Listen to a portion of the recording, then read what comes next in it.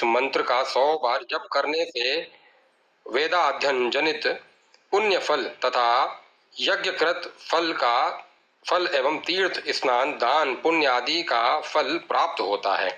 तीनों संध्याओं में 108 बार इस मंत्र का जप करने से मनुष्य मृत्यु को जीत लेता है, कठिन से कठिन विघ्न बाधाओं को पार कर जाता है, शत्रुओं पर विजय प्राप्त कर लेता है। भगवान मृत्युंजय श्वेत कमल के ऊपर बैठे हुए वृद्ध हस्त तथा अभय मुद्रा धारण किए रहते हैं। तात्पर्य यह है कि उनके एक हाथ में अभय मुद्रा है और एक हाथ में वृद्ध मुद्रा, 2 हाथों में अमृत कलश है। इस रूप में अमृतेश्वर का ध्यान करने के साथ ही अमृतेश्वर भगवान के वामांग में रहने वाली अमृत भाषिणी अमृता देवी का भी ध्यान करना चाहिए। देवी के दाएं हाथ में कलश और बाएं हाथ में कमल सुशोभित रहता है।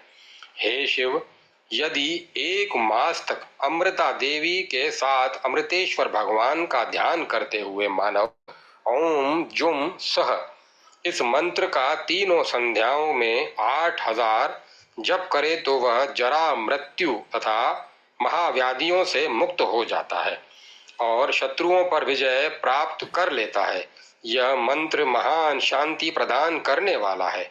अमृतेश्वर भगवान की पूजा में आवाहन, स्थापन, रोधन, प्रतिष्ठा, सन्निधान, निवेशन करने के बाद पाद आचमन, स्नान, अर्घ्य, माला, अनुलेपन, दीप, वस्त्र, आभूषण, नैवेद्य, पान, आचमन, विजन, पंखे से हवन करना, मुद्रा प्रदर्शन, मंत्र जप, ध्यान, दक्षिणा, आहुति, स्तुति, वाद और गीत तथा नृत्य, न्यास योग और प्रदक्षिणा, साष्टांग प्रणित, मंत्रशया, वंदन तथा उपचारों को निवेदित करके उनका विसर्जन करना चाहिए। षडंग प्रकार का पूजन कर जिसे परमात्मा ने अपने मुख से स्वयं कहा है, वह क्रम से बतलाया गया है। उसे जो जानता है वही पूजक है। षडंग पूजा इस प्रकार है। साधक को प्रारंभ से अर्घ्य प्रदान करने के लिए प्रयुक्त पात्र की पूजा करके अस्त्र अर्थात फट मंत्र से हस्त ताड़न दाहिने हाथ के द्वारा बाएं हाथ पर ध्वनि करना चाहिए। उसके बाद कवच होम मंत्र से शोधन कर अमृतकरण की क्रिया को पूर्ण करे। तत्पश्चात आधार शक्ति आदि की पूजा, प्राणायाम, आसनोपवेशन तथा देह शुद्धि करके भगवान अमृतेश का ध्यान करना चाहिए। तदंतर अपनी आत्मा को देव स्वरूप में स्वीकार कर न्यास करके साधक हृदय कमल में स्थित ज्योतिर्मय आत्मदेव का पूजन करे। उसके बाद मूर्ति पर अथवा यज्ञ के लिए बनी हुई वेदी पर चित्रित देव के ऊपर सुंदर पुष्प अर्पित करें। द्वार पर अवस्थित रहने वाले देवों का आवाहन और पूजन करने के लिए पहले आधार शक्ति की पूजा करें। तदंतर देवता की प्रतिष्ठा करके उनके देव परिवार का पूजन करना चाहिए, क्योंकि विद्वानों ने बतलाया है कि मुख्य देव के पूजा के साथ उसके अंग परिवार आदि की भी पूजा करने का विधान है। आयुधों एवं परिवारों के साथ धर्म आदि की तथा इंद्र आदि की युगों, वेदों और मुहूर्तों की भी मुख्य देव के रूप में पूजा करनी चाहिए। यह पूजा भुक्ति और मुक्ति प्रदान करने वाली है, अतः साधक विद्वानों को उनकी षडंग पूजा करनी चाहिए। देव मंडल की पूजा करने के पूर्व मात्र का गण देवता नंदी और गंगा की पूजा करके देव स्थान के दहली भाग पर महाकाल तथा यमुना की पूजा करनी चाहिए। इस पूजा में ओम अमृतेश्वराय भैरवाय नमः तथा ओम जूम हम सह सूर्याय नमः कहना चाहिए। इसी प्रकार प्रारंभ में प्रणव मंत्र ओमकार को जोड़कर नमोचार करते हुए अंत में नमः शब्द का प्रयोग करके शिव, कृष्ण, ब्रह्मा, गण, चंडिका, सरस्वती और महालक्ष्मी आदि की पूजा करनी चाहिए। अध्याय 18 समाप्त। जय माता सरस्वती। जय मां सरस्वती। सर्पों के विष हरने के उपाय तथा दुष्ट उपद्रवों को दूर करने के मंत्र। प्राणेश्वरी विद्या। श्री सुत जी बोले, हे ऋषियों, अब मैं शिव द्वारा पक्षीराज गरुड़ को सुनाए गए प्राणेश्वर महामंत्र का वर्णन करता हूँ, किंतु उसके पूर्व उन स्थानों का वर्णन करूंगा जहाँ सर्प के काटने से प्राणी जीवित नहीं रह सकता। शमशान, वाल्मीक, बाम्बी, पर्वत, कुआं और वृक्ष के कोटर, इन स्थानों में स्थित सर्प के द्वारा काट लेने पर यदि उस दांत लगे स्थान पर 3 प्रच्छन्न रेखाएं बन जाती हैं तो वह प्राणी जीवित नहीं रह सकता। षष्ठी तिथि में कर्क और मेष राशि में आने वाले नक्षत्रों तथा मूल, अश्लेषा, मघा आदि क्रूर नक्षत्रों में सर्पदंश होने से प्राणी का जीवन समाप्त हो जाता है तथा कांख, कटी, गला, संधि स्थान, मस्तक एवं कनपटी के अस्थि भाग और उदर आदि में काटने पर प्राणी जीवित नहीं रहता है। यदि सर्पदंश समय दंडी, शस्त्रधारी भिक्षु तथा नग्न प्राणी का दर्शन होता है तो उसे काल का ही दूत समझना चाहिए। हाथ, मुख, गर्दन और पीठ में सर्प के काटने से प्राणी जीवित नहीं बचता है। दिन के प्रथम भाग के पूर्व अर्धयाम का भोग सूर्य करता है। उस दिवाकर भोग के पश्चात गणना क्रम में जो ग्रह आते हैं उन ग्रहों के द्वारा यथाक्रम शेष यामों का भोग होता है। इस काल गति में प्रत्येक दिन 6 परिवर्तनों के साथ अन्य शेष ग्रहों का भोग माना गया है। यथा ज्योतिषियों ने काल चक्र के आधार पर रात्रि काल में शेषनाग, सूर्य, वासुकी नाग, चंद्र, तक्षक नाग, मंगल, कर्कोटक नाग, बुध, पद्मनाग, गुरु, महापद्म नाग, शुक्र, शंख नाग, शनि और कुलिक नाग, राहु को स्वीकार किया। रात या दिन में बृहस्पति का भोग काल आने पर सर्प देवों का भी अंत करने वाला हो जाता है। अतः इस काल में सर्प द्वारा काटा गया प्राणी बच नहीं सकता है। दिन में शनि ग्रह की वेला में आने पर राहु अशुभ धर्म से संयुक्त रहता है, अतः वह अपने यमाद्र भोग और संधि काल की अवस्थिति में काल अर्थात यमराज की गति के समान गतिमान रहता है। रात्रि और दिन का मान भाग 30-30 घटिका होता है। इस मान के अनुसार निर्मित काल चक्र में चंद्रमा प्रतिपदा तिथि को पदांगुष्ठ, द्वितीया को पैर से ऊपर, तृतीया को गुल्फ, चतुर्थी को जानु, पंचमी को लिंग, षष्ठी को नाभि, सप्तमी को हृदय, अष्टमी को स्तन, नवमी को कंठ, दशमी को नासिका, एकादशी को नेत्र, द्वादशी को कान, त्रयोदशी को बाहु भौहें, चतुर्दशी को शंख अर्थात कनपटी तथा पूर्णिमा एवं अमावस्या को मस्तक पर निवास करता है। पुरुष के दक्षिणांग में तथा स्त्री के वाम भाग में चंद्र की स्थिति होती है। चंद्र की स्थिति जिस अंग में होती है उस अंग में सर्प के डसने पर प्राणी जीवित बच सकता है। यद्यपि सर्पदंश से शरीर में उत्पन्न हुई मूर्छा शीघ्र समाप्त होने वाली नहीं है, फिर भी शरीर मर्दन से वह दूर हो सकती है। स्फटिक के समान निर्मल ओम हंसः नामक बीज मंत्र साधक का परम मंत्र है। विष रूपी पाप को नष्ट करने में समर्थ इस बीज मंत्र का प्रयोग सर्पदंश से मूर्छित प्राणी पर करना चाहिए। इसके 4 प्रकार हैं। प्रथम मात्रा बीज बिंदु से युक्त है, दूसरा 5 स्वरों से संयुक्त है, तीसरा 6 स्वरों वाला तथा चौथा विसर्ग युक्त है। प्राचीन समय में पक्षीराज गरुड़ ने तीनों लोकों की रक्षा के लिए ओम कुरु कुले स्वाहा इस महामंत्र को आत्मसात किया था। अतः सर्प एवं सर्पणियों के विष को शांत करने के लिए इच्छुक व्यक्ति को मुख में ओम, कंठ में कुरु, दोनों गुल्फों में कुले तथा दोनों पैरों में स्वाहा मंत्र का न्यास करना चाहिए। जिस घर में उपर्युक्त मंत्र भली प्रकार से लिखा रहता है, सर्प उस घर को छोड़कर चले जाते हैं। जो मनुष्य 1000 बार इस मंत्र के जप से अभिमंत्रित सूत्र को कान पर धारण करता है, उसको सर्प भय नहीं रहता।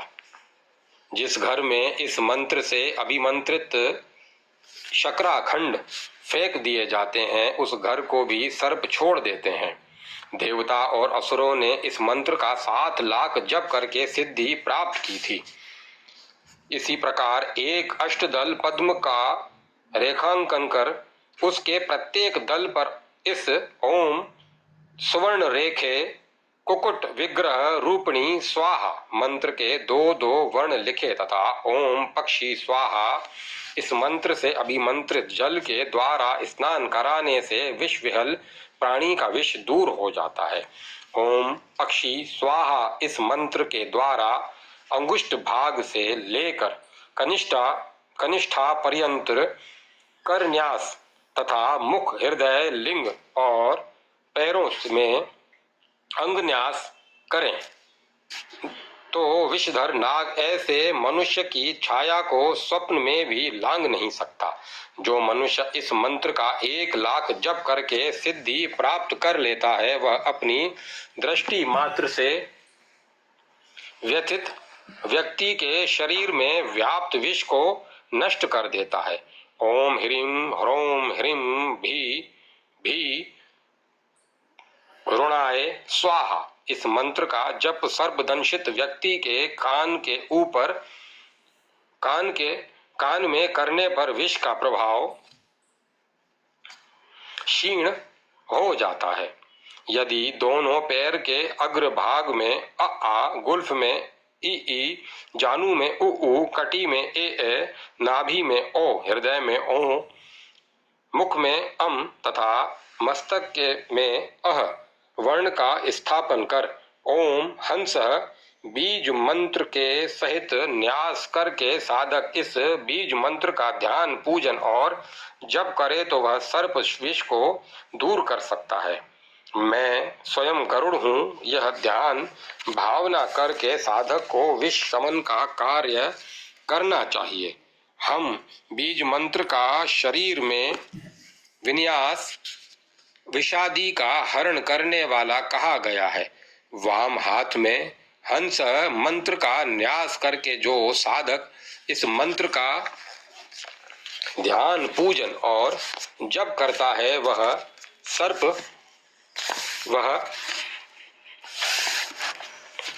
सर्प विष को दूर करने में समर्थ होता है, क्योंकि यह मंत्र विषधर नागों के नासिका भाग और मुंह की श्वास नालिका को भी रोकने में पूर्ण समर्थ है। यह मंत्र शरीर की त्वचा, मांस आदि में व्याप्त सर्प विष को भी विनिष्ट कर देता है। सर्पदंश से मूर्छित प्राणी के शरीर में ओम हंस मंत्र का न्यास करके भगवान नीलकंठ आदि देवों का भी ध्यान करना चाहिए। ऐसा करने से वह मंत्र अपनी वायु शक्ति के द्वारा उस संपूर्ण विष का हरण कर लेता है। प्रत्यंगिरा की जड़ को चावल के जल के साथ पीसकर पीने से विष का प्रभाव दूर हो जाता है। पुनर्नवा, पर्यंगु, वक्त्रज, ब्राह्मी, श्वेत, बृहति, कुष्मांड, अपराजिता की जड़, गेरु तथा कमल गट्टे के फल को जल में पीसकर घृत के साथ लेप द्वारा लेप तैयार करना चाहिए। इस प्रकार बना हुआ लेप भी शरीर में लगाने से विष को शांत कर देता है। सर्प के काटने से जो मनुष्य उष्ण गर्म घृत का पान कर लेता है उसके शरीर में विष का अधिक प्रभाव नहीं बढ़ता। सर्पदंश होने पर शीरीष नामक वृक्ष के पंचांग पत्र पुष्प फल मूल एवं छाल के सहित गाजर के बीजों को पीसकर सर्वांग में लेप करने से अथवा पीने से भी विष का प्रभाव समाप्त हो जाता है। ओम ह्रीम बीज मंत्र गोनस गोहुअन आदि विषैले सर्पों के विष को दूर करने में समर्थ है। इस मंत्र के साथ अह का प्रयोग कर अर्थात ओम ह्रीम अह का उच्चारण करते हुए हृदय ललाट आदि में विन्यास करके उसका ध्यान करने मात्र से ही सर्पादि का वशीकरण हो जाता है। इसका 15,000 जप करके साधक गरुड़ के समान सर्वगामी कवि विद्वान वेदविद हो जाता है तथा दीर्घ आयु को प्राप्त करता है। सुत जी ने पुनः कहा, ऋषियों, अब मैं आप सभी को शिव के द्वारा कथित अत्यंत गोपनीय मंत्रों को बताऊंगा जिनसे अभिमंत्रित पाश धनुष चक्र मुद्गर शूल और पटिश नामक आयुधों को धारण करके राजा शत्रुओं पर भी विजय प्राप्त कर लेता है। मंत्रोद्धार के लिए कमल पत्र पर अष्टवर्ग बनाकर पूर्व दिशा में शुरू करके क्रमशः ईशान कोण तक बीज मंत्र ओम ह्रीम ह्रीम को लिखना चाहिए। ओमकार ब्रह्म बीज है, ह्रीमकार विष्णु बीज है और ह्रीमकार शिव बीज है। त्रिशूल के तीनों शीर्ष पर ह्रीम लिखकर क्रमानुसार न्यास करें। मंत्र ओम ह्रीम ह्रीम है। साधक हाथ में शूल ग्रहण करे, तत्पश्चात उसको आकाश में घुमाए, जिसे देखते ही दुष्ट ग्रह और सर्प नष्ट हो जाते हैं। साधक धूम्र वर्ण के धनुष को हाथ में लेकर आकाश की ओर भुजा उठाकर इस मंत्र का चिंतन करे। ऐसा करने से दुष्ट विषैले सर्पादि कुत्सित ग्रह विनाशकारी मेघ और राक्षस नष्ट हो जाते हैं। यह मंत्र तो त्रिलोक की रक्षा करने में समर्थ है। मृत्यु लोक के विषय में कहना ही क्या है। ओम जूम सुम हम फट यह दूसरा मंत्र है। साधक खेर की 8 लकड़ियों को इसी मंत्र से अभिमंत्रित कर उन्हें 8 दिशाओं में गाड़ दे तो उस किलांकित क्षेत्र में वज्रपात विद्युत निपात तथा उनकी गर्जना का उपद्रव नहीं होता। गरुड़ द्वारा कहे गए इस मंत्र से 8 कीलों को 21 बार अभिमंत्रित कर रात्रि के समय अपने अभिष्ट क्षेत्र की चारों दिशाओं में और विदिशाओं में गाड़ देना चाहिए। इससे भी वहां विद्युत निपात वज्रपतन तथा चूहा टिड्डी आदि से होने वाले उपद्रवों का भय नहीं रहता। ओम ह्राम सदा शिवाय नमः ऐसा कहकर साधक तर्जनी उंगली के द्वारा अनार पुष्प के सदृश कांतिमान एक पिंड का निर्माण करे। उस पिंड के प्रदर्शन मात्र से ही दुष्ट जन मेघ विद्युत विष राक्षस भूत और डाकिनी आदि 10 दिशाओं को छोड़कर भाग जाते हैं। ओम ह्रीम गणेशाय नमः। ओम ह्रीम स्तंभनादे चक्राय नमः। ओम ऐं ब्रह्मये त्रिलोकय डामराय नमः। इस मंत्र संग्रह को भैरव पिंड कहा जाता है। यह भैरव पिंड विष तथा पाप ग्रहों के कुप्रभाव को समाप्त करने में समर्थ है। यह साधक के कार्य क्षेत्र की रक्षा और भूत राक्षस आदि की उपद्रवी शक्तियों को नष्ट करता है। ओम नमः यह कहकर साधक अपने हाथ में इंद्र वज्र का ध्यान करे। इस वज्र मुद्रा से विष शत्रु और भूतगण विनष्ट हो जाते हैं। ओम शूं श नमः।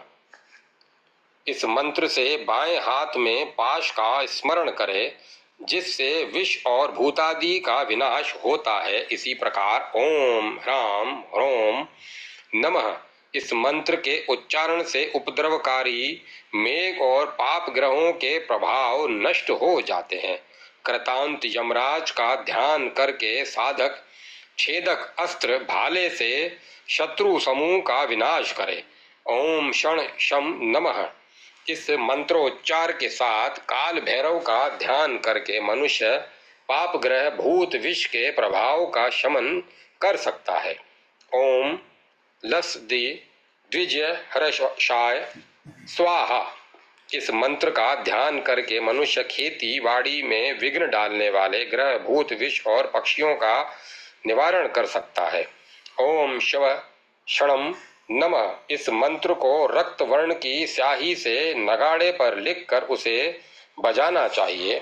उसके शब्दों को सुनकर पाप ग्रह आदि सभी उपद्रवकारी तत्व भयभीत हो उठते हैं। अध्याय 19-20 समाप्त। जय माता सरस्वती, जय मां सरस्वती। पंचवक्त्र पूजन तथा शिवार्चन विधि। सुत जी ने कहा, हे ऋषियों, अब मैं पंचमुख शिव की पूजा का वर्णन करूंगा, जो साधक को भुक्ति और मुक्ति दोनों प्रदान करती है। साधक को सबसे पहले निम्न मंत्र से उन देव का आवाहन करना चाहिए। ओम भूर्विष्णवे आदि भूताय सर्वधराय मूर्ते स्वाहा। पुनः ओम हाम सगोजाताय नमः कहकर साधक सगोजात का आवाहन करे। इन सगोजात की 8 कलाएं कही गई हैं। उनका नाम सिद्धि, रिद्धि, धृति, लक्ष्मी, मेधा, कांति, स्वधा और स्थिति है। सगोजात की पूजा करने के पश्चात ओम सिद्धे नमः इत्यादि मंत्रों से उन सभी 8 कलाओं की पूजा करने का विधान है। तदंतर ओम ह्रीं वामदेवाय नमः इस मंत्र से साधक वामदेव की पूजा करे। वामदेव की 13 कलाएं हैं, जिन्हें राज, रजा, रक्षा, रति, पाल्या, कांति, तुष्णा, मति, क्रिया, कामा, बुद्धि, रात्रि, त्रासनी तथा मोहिनी कला कहा गया है। इन कलाओं के अतिरिक्त मनोन्मनी, अघोरा, मोहा, शुदा, निद्रा, मृत्यु, माया तथा भयंकरा नाम की 8 कलाएं अघोर की हैं। उक्त समस्त कलाओं का पूजन करने के बाद साधक को ओम हेम तत्पुरुषाय नमः इस मंत्र से तत्पुरुष देव की पूजा करनी चाहिए। उनकी निवृत्ति, प्रतिष्ठा, विद्या, शांति और संपूर्ण ये 5 कलाएं हैं। साधक कलाओं की पूजा करके ओम ह्रोम ईशानाय नमः इस मंत्र से ईशान देव की पूजा करे। तत्पश्चात ईशान देव की निश्चला, निरंजना, शशिनी, अंगना, मरीचि और ज्वालिनी नाम की जो 6 कलाएं हैं, उनकी पूजा करके पूजन पूर्ण करे। सुत जी ने पुनः कहा, हे ऋषियों, अब मैं शिव की अर्चना का वर्णन करूंगा, जो भुक्ति और मुक्ति प्रदान दोनों प्रदान करने वाली है। 12 अंगुल के माप में बिंदु द्वारा किसी पात्र में भगवान शिव की मूर्ति बनानी चाहिए। उसमें शांत, सर्वगत और निराकार का चिंतन करना चाहिए। बिंदु द्वारा बनाई गई मूर्ति में ऊपर की ओर 5 बिंदु लगाने चाहिए। जो शिव का मुख है वह छोटे आकार में होना चाहिए और नीचे की ओर मूर्ति के अनुसार बिंदु लगाकर बड़े बड़े अंग बनाने चाहिए। मूर्ति के अधो भाग में 6ठा बिंदु विसर्ग के साथ होना चाहिए। जो अस्त्र है उसके साथ होम ह्रोम लिख देना चाहिए। यह महामंत्र है और संपूर्ण अर्थों को देने वाला है। साधक मूर्ति के अधर्व भाग से लेकर मूर्ति के चरण पर्यंत अपने दोनों हाथों से स्पर्श करे और महामुद्रा दिखाए। इसके बाद संपूर्ण अंगों में न्यास करन्यास आदि के करे।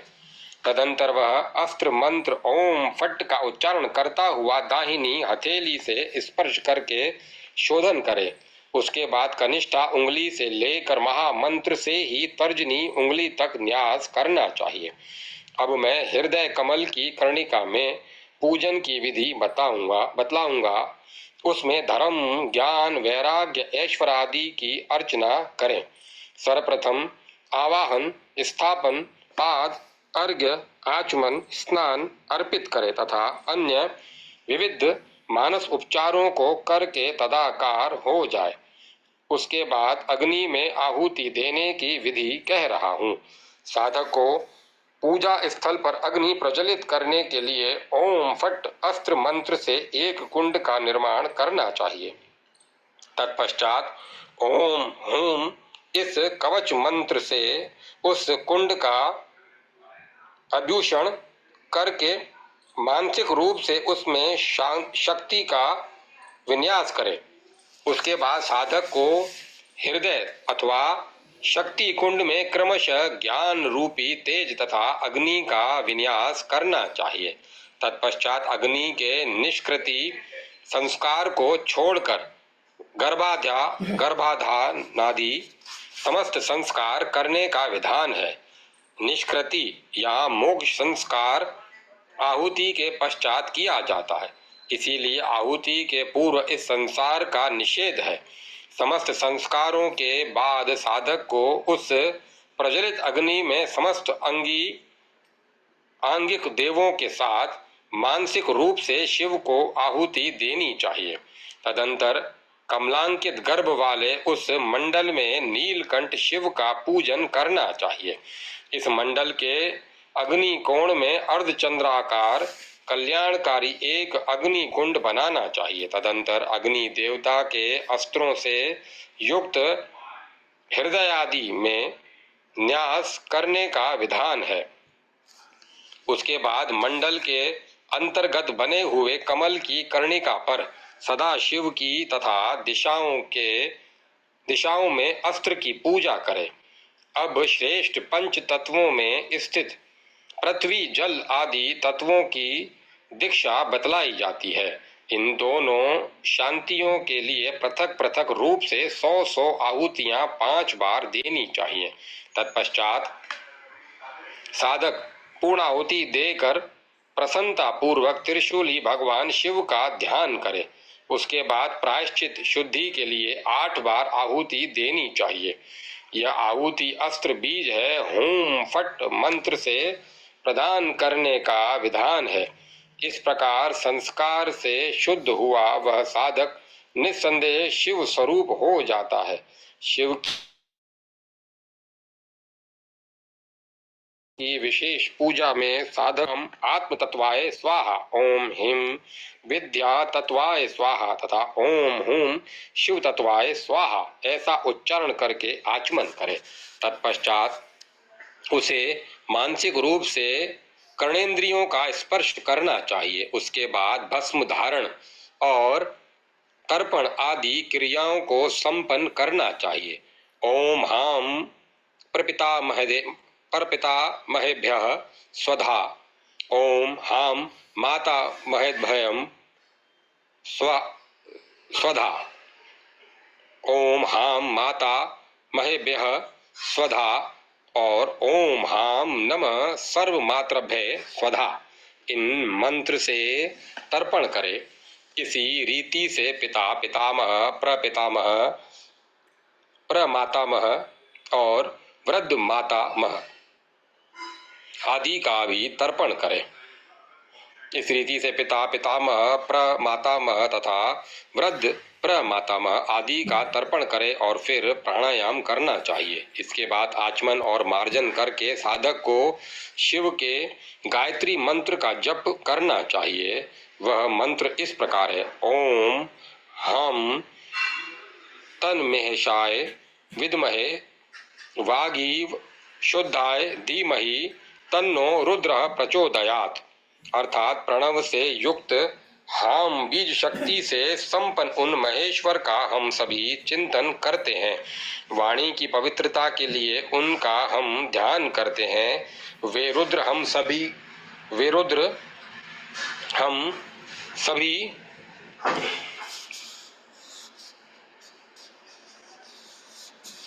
हम सभी को सन्मार्ग पर चलने के लिए प्रेरणा प्रदान करें। शिव गायत्री मंत्र जप के पश्चात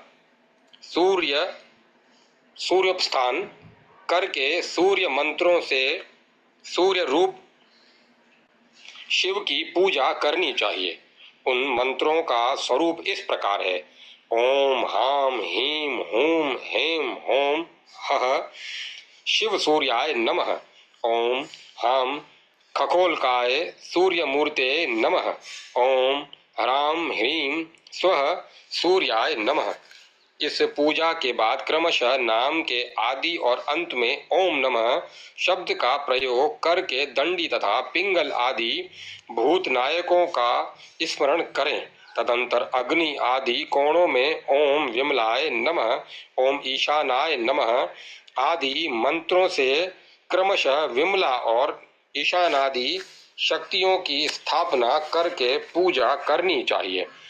ऐसा करने से उपासक को परम सुख की प्राप्ति होती है। इन शक्तियों की पूजा के लिए पृथक पृथक बीज मंत्र निर्दिष्ट हैं, यथा ओम राम पद्माय नमः अग्नि कोण में, रीम दीप्ताय नमः नेतृत्व कोण में, रूम सूक्ष्माय नमः वाव्य कोण में, रेम जयाय नमः ईशान कोण में, रेम भद्राय नमः पूर्व दिशा में, रोम विभूत्ये नमः दक्षिण दिशा में, रोम विमलाय नमः पश्चिम दिशा में, रम अमोघिकाय नमः रम विद्युताय नमः उत्तर दिशा में और रम सर्वतोमुखे नमः मंडल के मध्य में।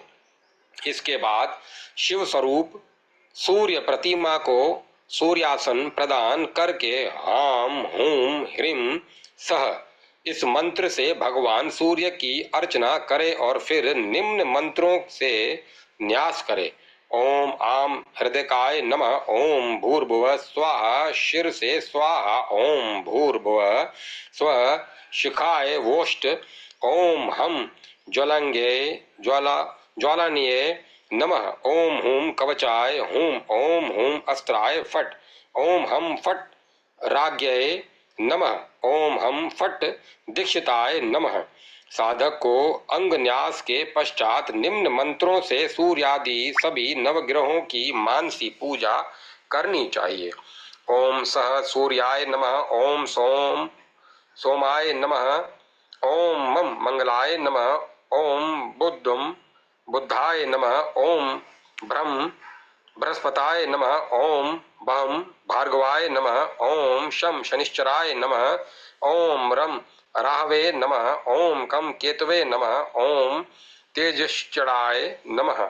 इस प्रकार सूर्यदेव आदि की पूजा करके साधक को आचमन करना चाहिए। उसके बाद वह कनिष्ठिका आदि उंगलियों में करन्यास तथा पुनः निम्नांकित मंत्रों से अंगन्यास करे: ओम हाम हृदयाय नमः, ओम हिम शिर से स्वाहा, ओम हुम शिखाय वोष्ट, ओम हेम कवचाय हूम, ओम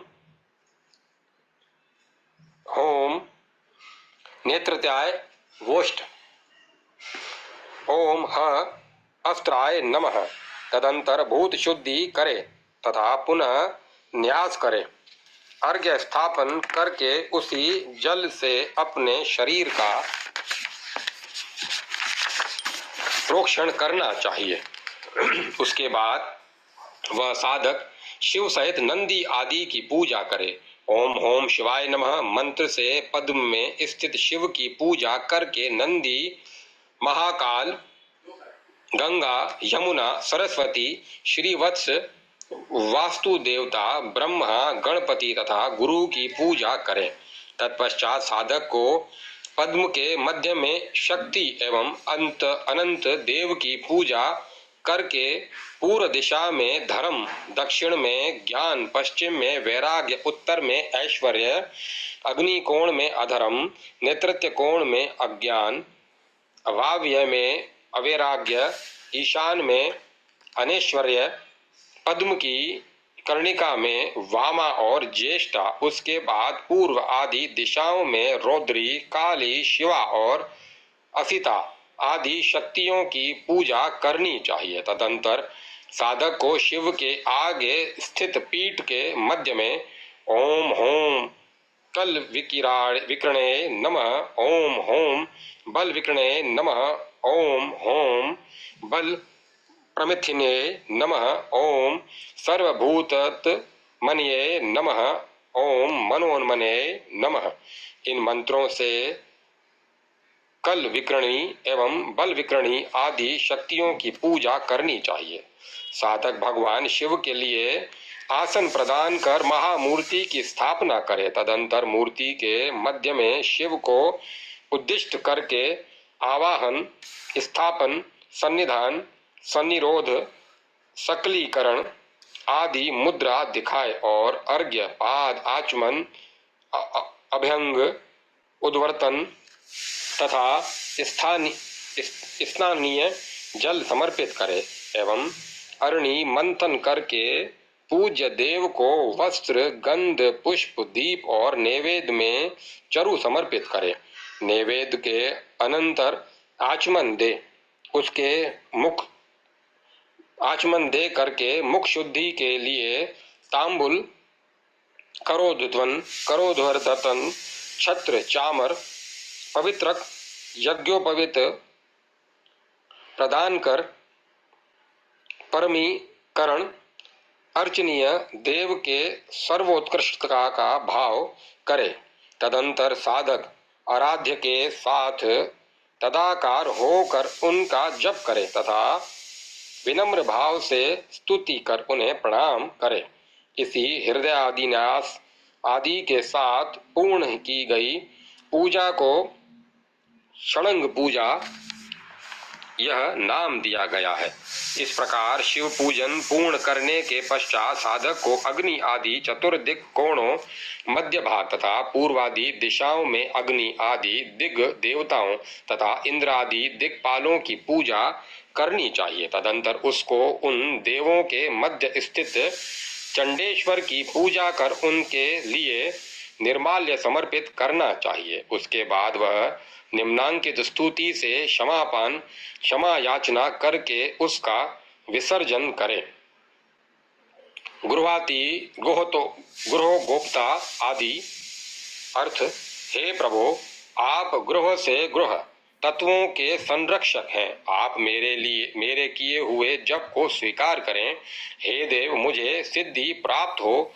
आपकी कृपा से आप में मेरी निष्ठा बनी रहे। हे रुद्र, हे भगवान शंकर, मेरे द्वारा सर्वदा पाप पुण्य रूप जो कर्म किया जाता है उसे आप नष्ट करें।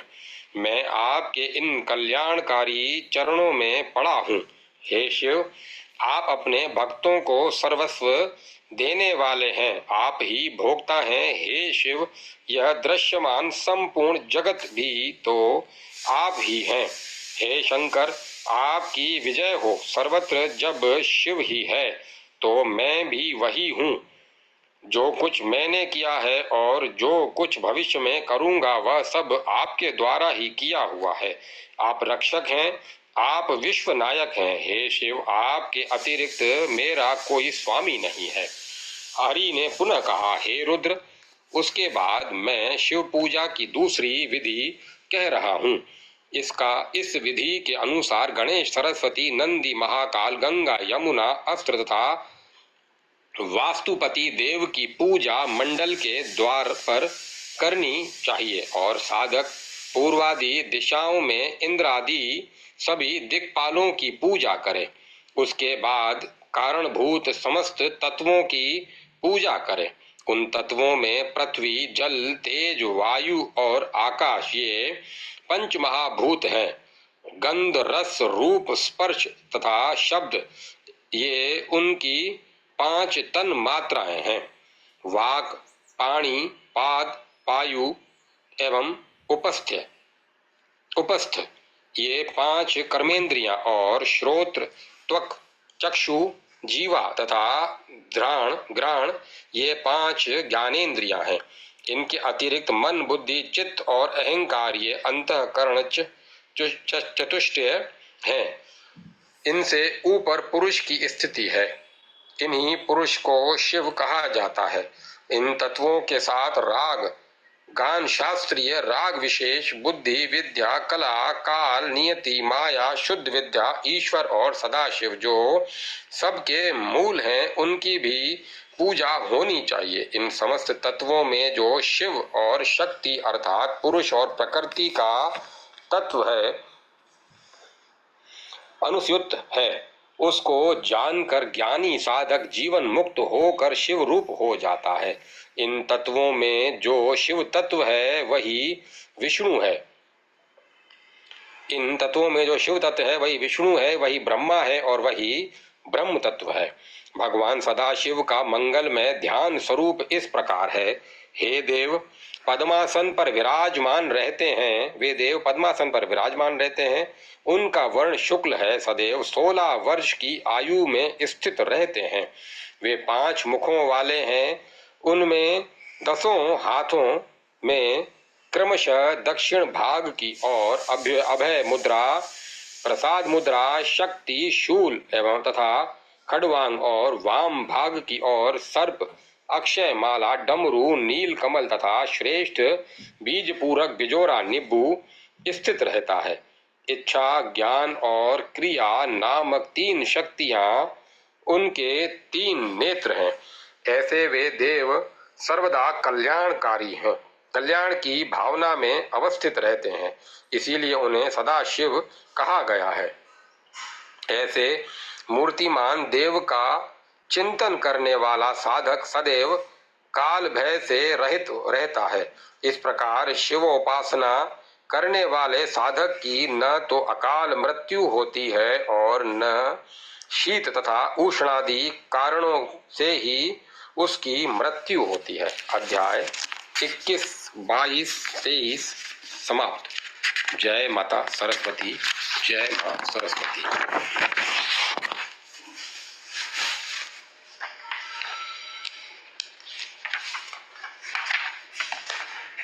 भगवती त्रिपुरा तथा गणेश आदि देवों की पूजा की विधि।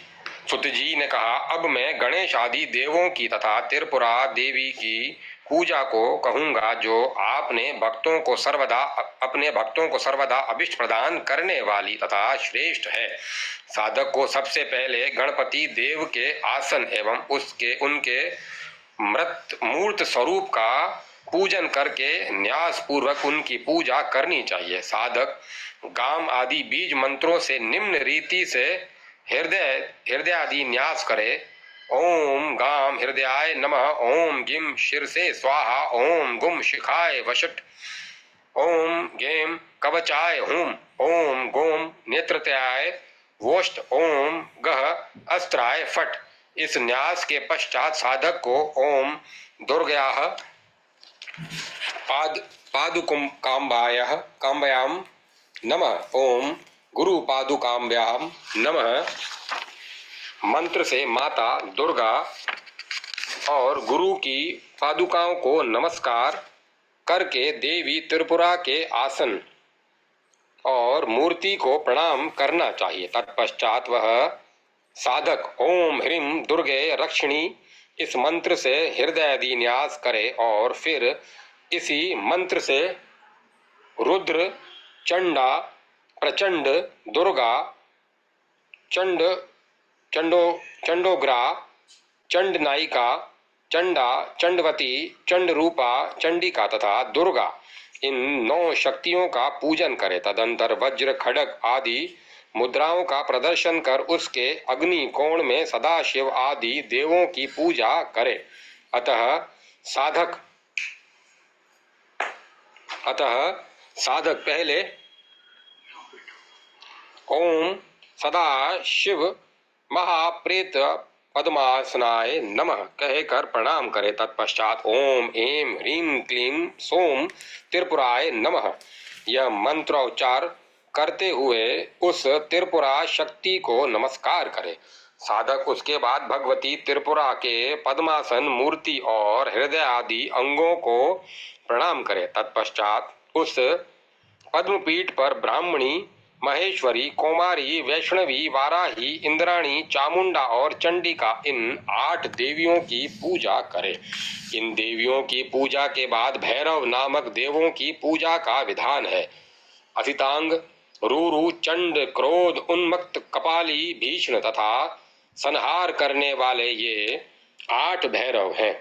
भैरव पूजा के पश्चात रीति, प्रीति, कामदेव, पंचबाण, योगनी, बटुक, दुर्गा, विघ्नराज, गुरु और क्षेत्रपाल देवों का भी पूजन करे। साधक को पद्मगर्भ मंडल या त्रिकोण पीठ बनाकर उस पर तथा हृदय में शुक्ल वर्ण वाली वरदायिनी अक्षय माला, पुस्तक एवं अभय मुद्रा से सुशोभित भगवती सरस्वती का भी ध्यान करना चाहिए। 1 लाख मंत्र का जप और हवन करने से भगवती त्रिपुरेश्वरी साधक के लिए सिद्धि दात्री हो जाती है। पूजा में देवों के आसन पर पादुका की पूजा का भी विधान है। विशेष पूजन में मंत्र न्यास तथा मंडलादि पूजन भी करना चाहिए। अध्याय 24, 25, 26 समाप्त। जय माता सरस्वती। जय मां सरस्वती। सर्पों एवं अन्य विषैले जीव जंतुओं के विष को दूर करने का मंत्र। सुत जी ने कहा, अब मैं सर्प आदि विभिन्न विषैले जीव जंतुओं के काटने से कष्ट पहुंचाने वाले विष को दूर करने में समर्थ मंत्र को कह रहा हूं, जो इस प्रकार है। ओम कणी चिकणी ककवाणी चवराणी भूतहारिणी फणी विष्णी विरधना नारायणी उमे दह दह हस्ते चंडे रौद्रे महेश्वरी महामुखी ज्वालामुखी शंख कुकर्णी शुक मुंडे शत्रुम हन हन सर्वनाशिनी स्वेदे सर्वांग ओषणितम तिनि रक्षिश्री मनसा देवी सम्मोहाय रुद्रस्य हृदय जाता रुद्रस्य हृदय स्थिता रुद्रेण रूपेण त्वं देवी रक्ष रक्ष माम ह्रूम फ फ फ ठ ठ स्कंद मेखला बालग्रह शत्रु विषहारी ओम शाले माले हर हर विषोड़ांकार रही विश्वेगे हाम हाम श्वरी हूम श्वरी अकोल वेगेश्वे सर्वे विम चमेघ माले सर्वनागादि विशरणम। इस मंत्र का प्रयोग करते समय महेश्वरी उमा देवी के से प्रार्थना करें कि हे उमे, तुम रुद्र के हृदय में उत्पन्न हुई हो और उसी में रहती हो। तुम्हारा रुद्र रूप है। तुम्हें रुद्री भी कहा जाता है। तुम्हारा मुख ज्वाला के समान ज्वाजल्यमान है तथा तुमने अपने कटी प्रदेश में शूद्र घटिका लगी करधनी पहन रखी है। तुम भूतों की प्रिय हो, सर्पों के लिए विषरूपणी हो। तुम्हारा नाम विरथ नारायणी है तथा तुम शुकमुंडा हो और कानों में षडंकु पहनी हुई हो।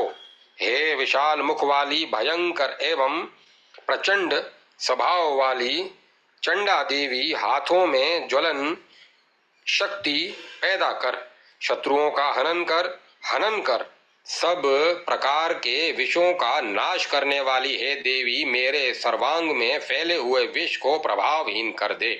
इस विष को तुम देख रही हो, उस काटने वाले जंतु को सम्मोहित करो हे देवी, तुम मेरी रक्षा करो। इस प्रकार प्रार्थना एवं चिंतन करके ओम हूम हूम फफ ठठ उसके उच्चारण उसका इसका उच्चारण करें तथा स्कंद की मेखला रूपी बाल ग्रहों, शत्रुओं और विषों का हरण करने वाली हे शालामाला, नाना प्रकार के विषों के वेग का हरण कर ऐसा उच्चारण करें और हाम हाम शबरी हूम शबरी कहकर वेगपूर्ण गतिशीलों में गति अति गतिशील सर्वत्र व्यापनी मेघमाला रूपणी देवी मेरे सभी नागादि विष जंतुओं से उत्पन्न विष का हरण करो।